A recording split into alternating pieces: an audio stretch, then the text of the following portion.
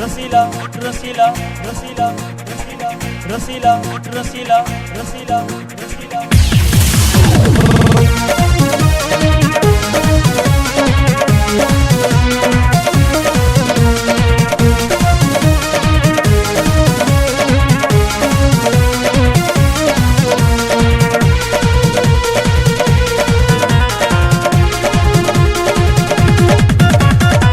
के एकर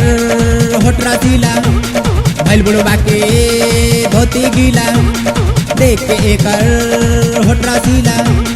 भइल बुढ़वा के धोती गीला चलतिया खोल के रोड में चोली के बटम मोतिहारी में छौड़ी है पटक ले बिया बम देख के एकर होठ रसीला भइल बुढ़वा के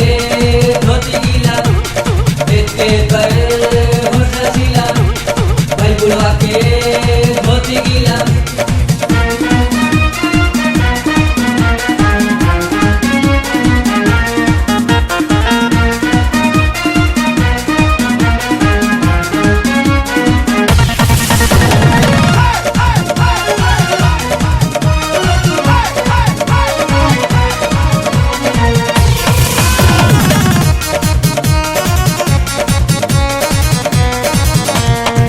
के चले लाई हरदम रहे गुमान में गदरबा मचैले छौड़ी छपर सिवान में के चले लाई हरदम रहे गुमान में गदरबा मचैले छौड़ी छपर सिवान में चले गोपालगंज में बन के बेसरम मोतिहारी में छौड़ी है पटक ले दिया बम देख के कर होठ रसीला भइल बुढ़वा के धोती गीला देख के कर होठ रसीला भइल बुढ़वा के धोती गीला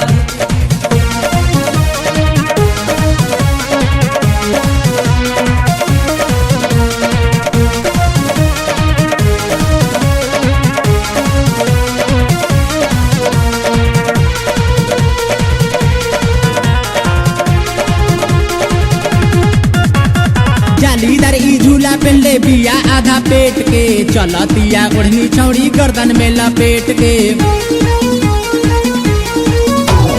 जालीदार ई झूला पहले बिया आधा पेट के चलतिया ओढ़नी छौड़ी गर्दन में लपेट के देखे बुढ़वा पूछे कैसन बाई आइटम मोतिहारी में छौड़ी है पटक ले दिया बम देख के कर होठ रसीला भइल बुढ़वा के धोती गीला देख के कर होठ रसीला भइल बुढ़वा के धोती गीला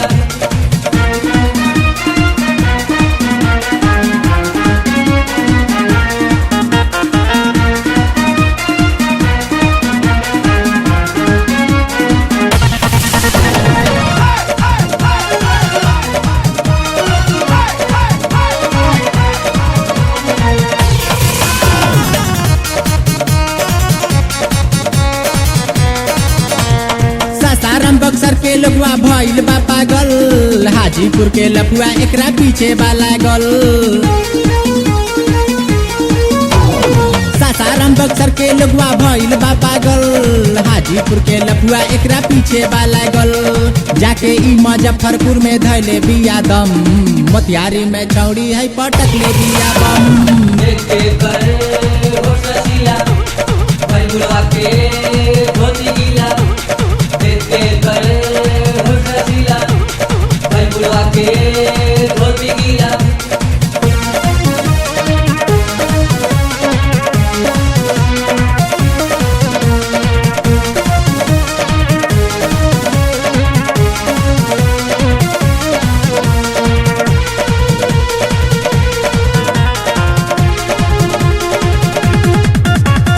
झरिया के झुल्ली पहले बा पटना के पायल